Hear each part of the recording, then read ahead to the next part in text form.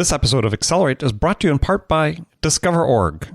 Looking to close 4 times as many deals in half the time? Discover.org's industry-leading, human-verified sales intelligence gives you all of the data and insights like direct dials, org charts, planned projects, verified emails, and executive moves you need to stop wasting time on research and spend more time talking to the right decision maker with the right message at the right time. Their team of 250 plus sales researchers do all the work so that you don't have to. 2,500 companies are already using Discover.org to win more deals. So check them out at www.discoverorg.com. That's www.discoverorg.com.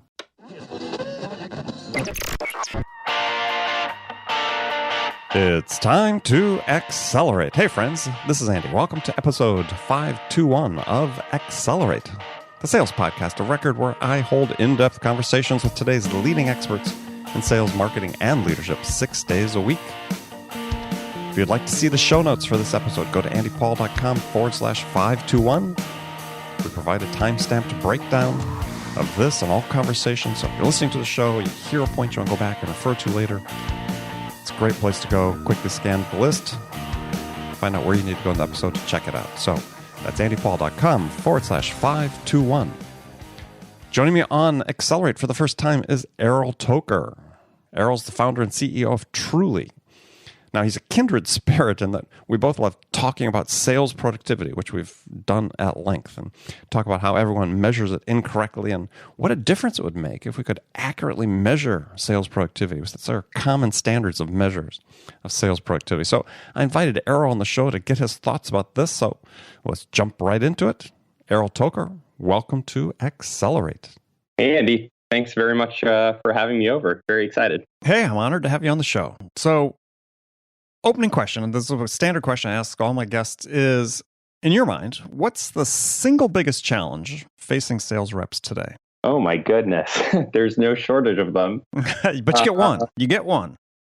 You know, I think the biggest challenge that is facing sales reps is the fact that the nature of sales is changing underneath them. I think, as sales starts to move inside, a lot of these sales reps are starting they're starting their career very early on, learning the practices and tools and tips and tricks from a generation that came before. And so what they're trying to do is fit into an existing sales process that's been around for quite a while the process itself is shifting away from focusing on top of funnel, getting pipeline coverage, and just kind of selling through it to one in which sale prospects are far better informed than they've ever been. And what they have to do is kind of take the sales hat off and be much more engineering-like in their approach to finding solutions. So I think that's the most challenging thing right now is the bar is shifting while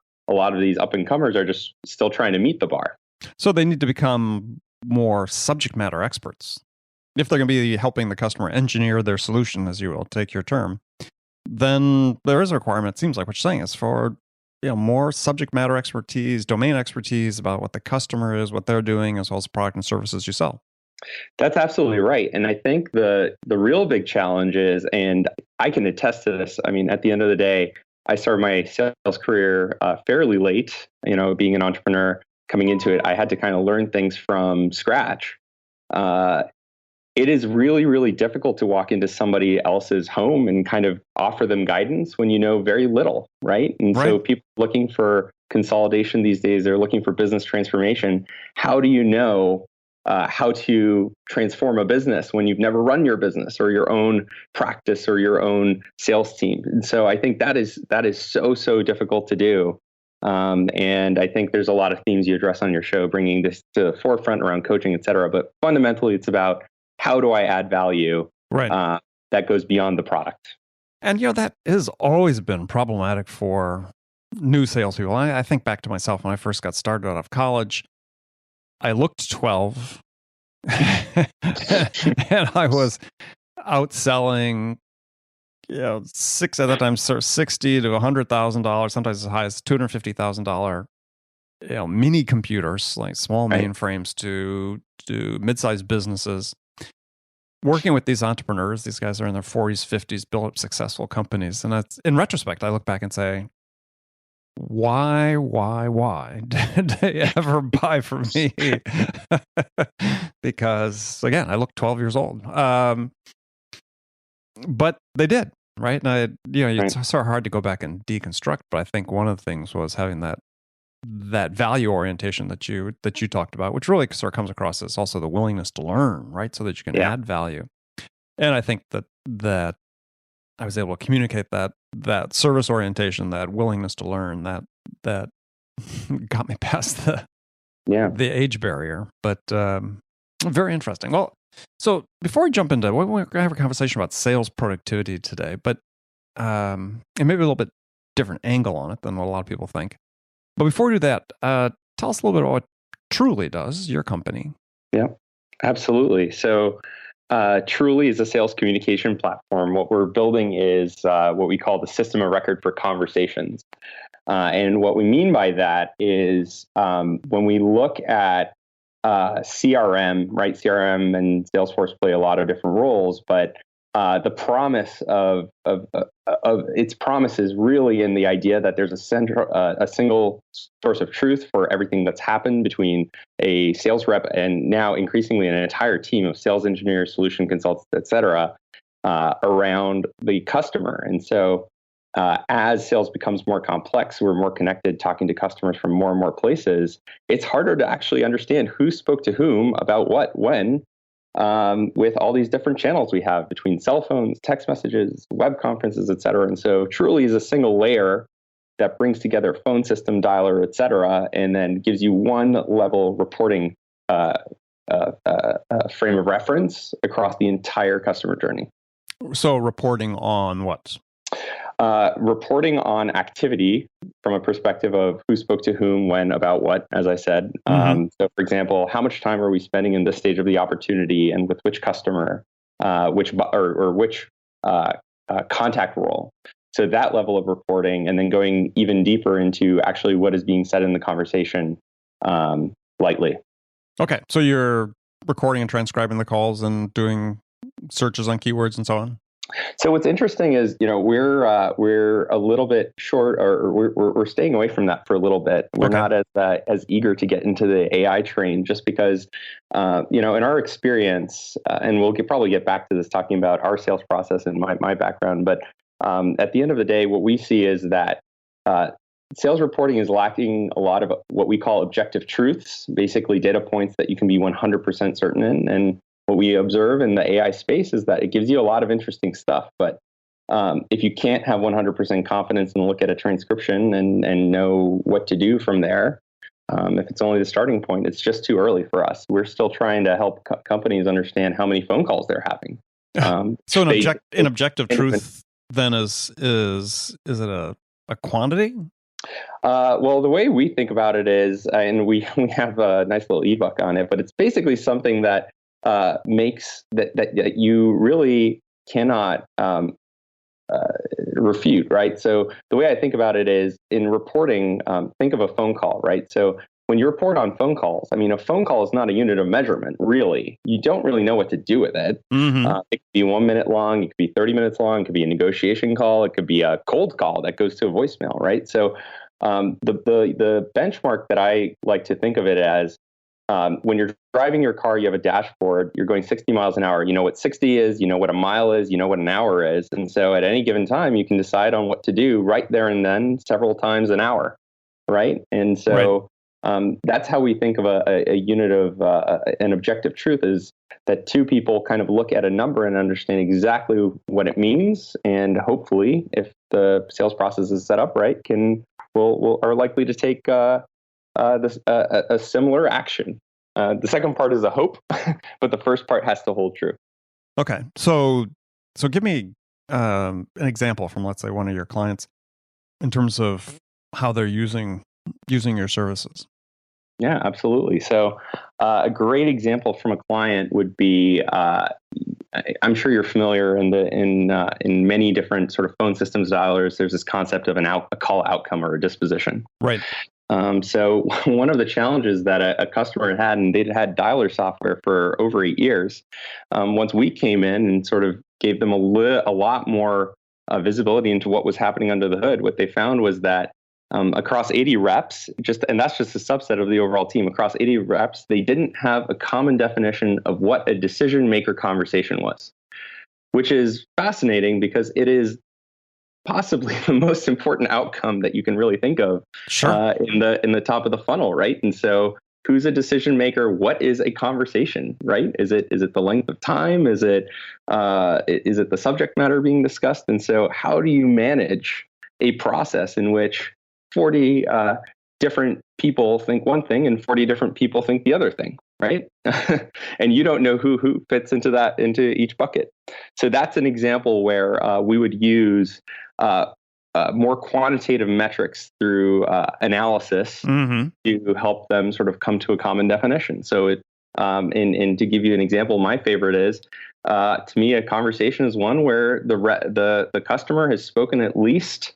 Right, the customer, not the rep. The customer has spoken at least a certain amount of time, because that's the only way data flows in, right? Sure. Interesting. And that's an example. So, who's sort of a typical customer for your services? Absolutely. So, we're looking for larger revenue organizations. So, we go beyond. Most people are sort of focused on top of funnel SDR when it comes to the call tracking space within sales organizations. We are looking for companies that have at least 40 people within any team in the revenue organization. So that's 40 SDRs, 40 account executives, 40 account managers, because what we find is that these objective truths sort of become exponentially more valuable the more people that you have in the system and the more room there is for error across these different organizations. So we're looking to work with big teams that have established processes and are trying to get a real handle on what's going on so that they can start optimizing their workflow. Got it.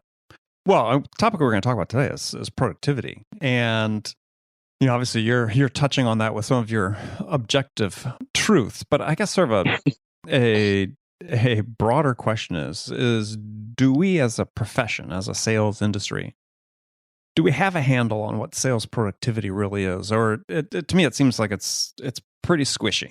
I mean, I totally agree with you. I think there are a lot of things going, as I said from the first bit, there's a lot going on in sales right now. And productivity is about understanding input and output.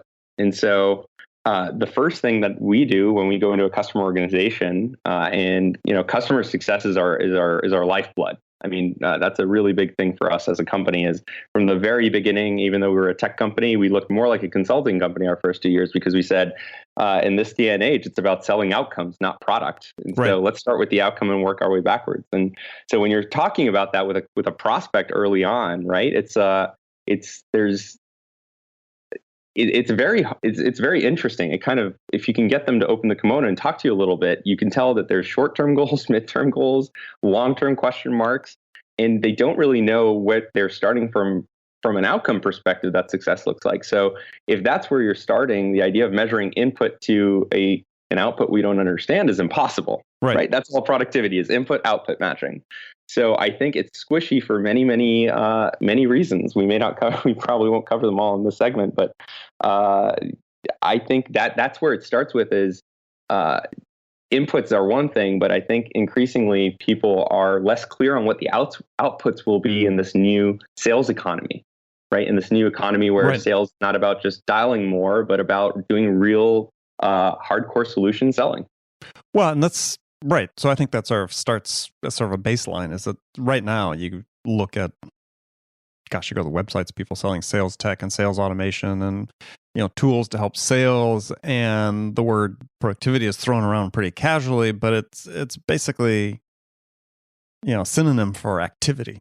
Mm-hmm. Right. We're going to increase your productivity, meaning we're going to be able to make more calls, send more emails, which aren't related to outcomes at all. Yeah, and well, another thing is when we think about it, right? There is, it's very clear that there's only so much activity is doing for you when everybody is kind of increasing the order of magnitude of that activity every 5 years. So, we went from one-on-one emails to 10 to 100 emails a day with mail merge to now Marketo level email sending from reps. I mean, is there any better indication that maybe things are not quite working from the productivity side, then order of magnitude changes like that. Well, sure, order of magnitude changes in inputs, and I've not seen anything that says that there's been a corresponding increase in outputs. Absolutely, that's what I mean. If you've grown your inputs by 1,000 and your outputs haven't gone up by even 100, then that's troubling. That's concerning, and it's you have to ask the fundamental question that you just asked, which is, what is productivity? If it's not growing the top of the equation, it has to be growing the bottom of it. Well, I think part of the trouble we have with sort of measuring it is oftentimes the companies that people are using as examples, sort of as the benchmarks to measure, are companies that are high growth scale companies or companies scaling quickly, where they don't have the dynamics of, well, I'll call it just an ordinary company, right? Absolutely. Yeah. Everything is different, and you kind of lose, I mean, this has been a big thing in marketing attribution, but you certainly, they're called unicorns for a reason. Yeah, no, absolutely. Right. I mean, it's always been the case, let's say in the startup world, in the tech startup world. Yeah. I don't think the percentage of, we'll call them unicorns, but percentage of those companies that find the right product market fit, whether through deliberate intent or luck or whatever, but be able to match it up and then scale quickly. I think of all the companies being funded, my understanding is the rough percentage of those who actually succeed, meaning become viable companies that sustain, growth on their own, hasn't really changed dramatically. If you look at a VC's portfolio, they're going to have about the same percentage of winners and losers they've always had.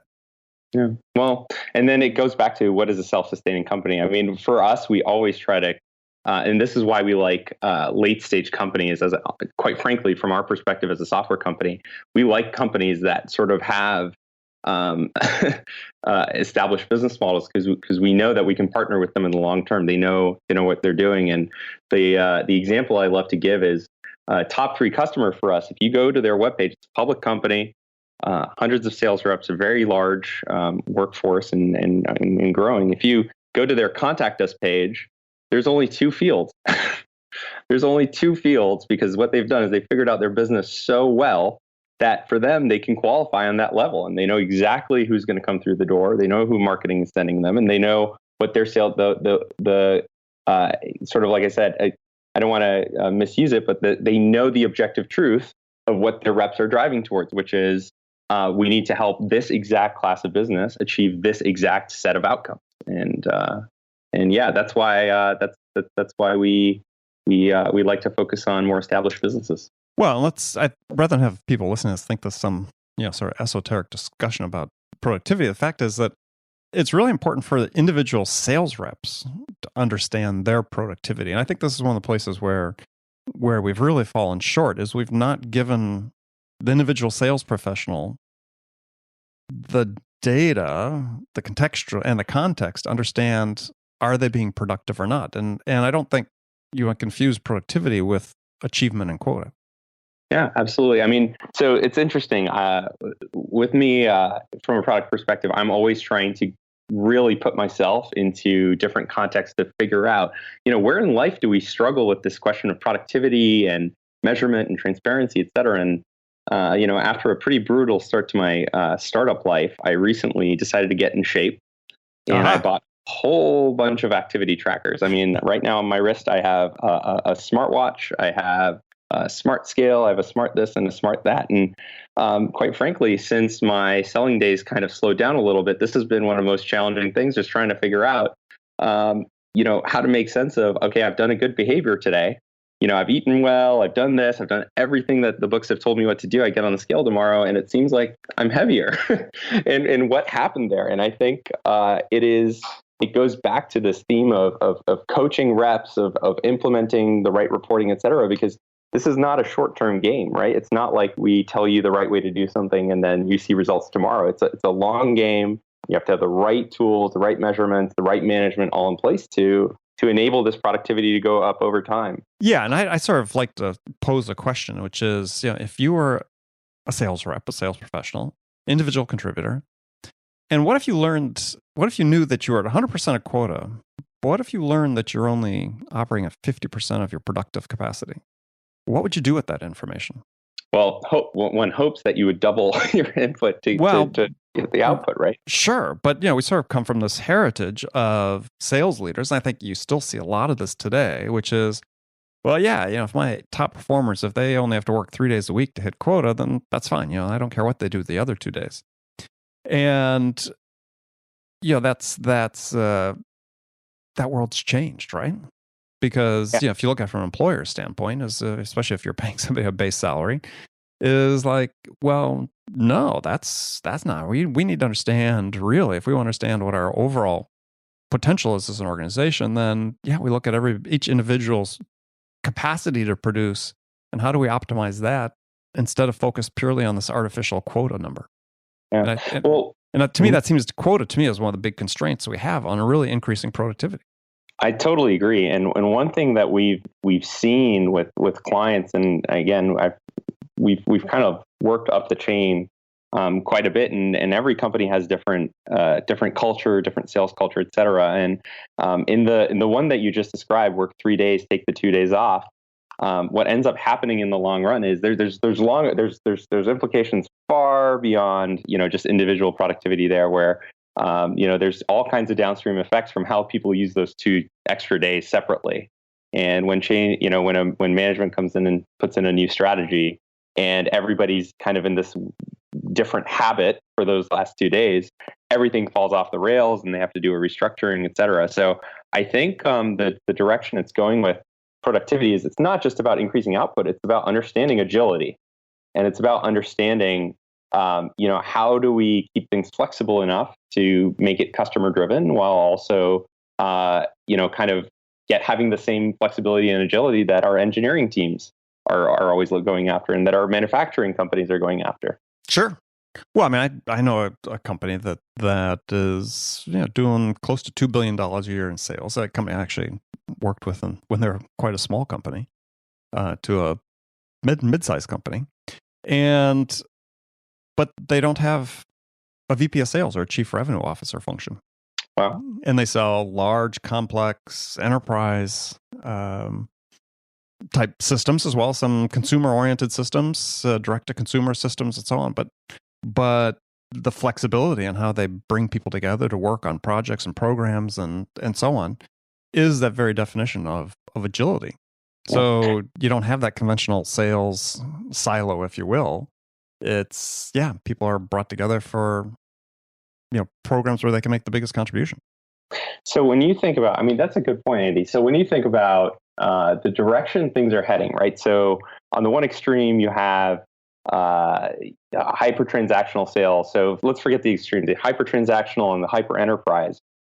As the sales reps are coming up with 5-6 years under their belt in kind of the system that we have today, right? People are focusing a little bit of top of funnel, down of funnel. What does sales look like 10 years from now? How will that company that you just mentioned change? Well, or maybe the question is, how would companies that have the more conventional structure, how do they change? Right? Because you can make the argument that the way we currently have sales structured makes no sense for a number of different reasons, right? Mm-hmm. So, if we have, let's say you have a product or a service, is there a better way to structure how you acquire and retain customers than the way we currently do? If we say that's really our primary function, so to acquire and retain customers, is there a better way to structure it than we do now in order to help? And I think that's really sort of the key question, because despite all the innovation that's sort of happening, with the predictable revenue model and so on and so forth, we've got more specialization, but have we really fundamentally changed sales? And I would argue we haven't. Yeah, I was going to ask, of all the companies that you meet, and I know you meet a lot of revenue leaders, are they thinking about kind of trying to figure out how we squeeze 10% more out of what we have to hit the number, or are they having more fundamental questions about, okay, where's this thing going to be in 2-3 years if there's 10 more entrants coming into our industry? And our customers are getting more confused and overwhelmed with messaging. Fundamentally, how do we drive our customers to make the right decisions? Yeah, I don't think enough are thinking about that. And I think what we're seeing is this trend to think that what's going to make you better off from a sales organization is the technology, as opposed to how do we make the people more effective. Right? We got this trend to say, look, we can substitute and this is not to downplay the importance of AI, because I think there are certain applications of it that any salesperson would be crazy not to want to use. But are they able to use it in such a way that helps them become more effective when they have to actually talk to a customer, right? Yeah. To make that connection, to build the trust and the credibility and so on. And it's not clear to me yet that enough sales leaders are really saying, yeah, we need to use it for that, as opposed to how do I just get more? Exactly. Right at the top level, how do I just get more? And we have too much of this more orientation. And it's not to say there aren't some incredibly thoughtful, smart people that are thinking more long term. There are definitely, but not enough, because I think it's there's a certain promise that you think is sort of inherent in this technology. They'll make things easier, and you can see reps already gravitating to some of these newer tools because they think it's gonna take the pressure off them to learn something. If I can have my AI system while I'm on the phone with a prospect, sort of do real-time transcription and continually sort of nudge me to say, this is what you should say now, this is what you should ask now. Well, then they feel like it takes the pressure off them to acquire this domain expertise. Or they can blame it on that, right? Or they can blame it on that. But I think it's more, hey, this suddenly becomes easier because it takes the pressure off me to know everything because I'm working hand in hand with a system that's going to just... But it's one thing to get fed a question. That's another thing. First of all, you just don't want to repeat it. And secondly is how do you ask that question in a way that's authentic to you, that how do you put your own spin on it that plays to your strengths to be able to, again, connect with that buyer? To me, I mean, I think we call this internally the mechanization of sales, and the attempt to mechanize sales of saying, do this, ask this question, walk through this process, etc.